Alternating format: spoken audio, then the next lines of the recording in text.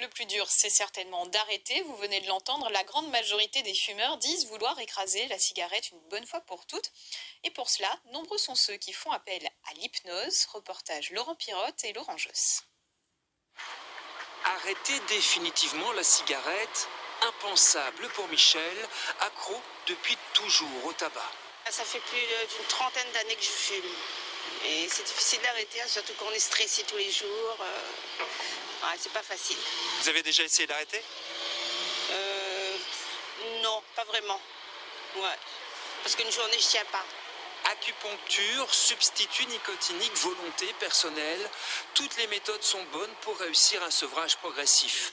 Depuis quelques années, l'hypnose s'est révélée particulièrement efficace.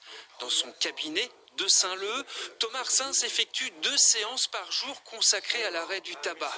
Le praticien en hypnose aide les clients à arrêter de fumer uniquement si ces dernières le décident. Il va falloir à un moment donné qu'elle décide elle-même d'arrêter de fumer. Cette décision, elle lui appartient, c'est sa vie, il va falloir qu'elle prenne cette décision-là à un moment donné. Et grâce à l'hypnose, elle va pouvoir être dans les meilleures conditions pour prendre cette décision-là et puis pour vivre le sevrage de la meilleure des façons. Quand vous allez arriver au jour de votre première cigarette, vous allez pouvoir observer tous les détails.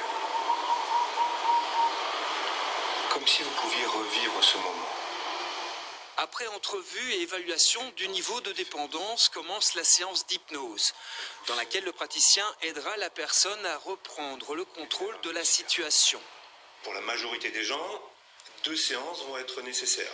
Donc en général, je vais revoir la personne 1 ou 2 semaines après, et on va refaire une séance d'hypnose, soit pour concrétiser, c'est-à-dire finir le travail qui a été commencé et amener la personne jusqu'à la décision finale de devenir non-fumeuse. Soit on va simplement, je dirais, resserrer les boulons si la personne a déjà arrêté à la première séance et renforcer le travail qui a été fait lors de la première. Avec plus de 70% de réussite, la méthode fonctionne. Chaque jour, à La Réunion, près de 2 personnes décèdent d'une maladie liée au tabac.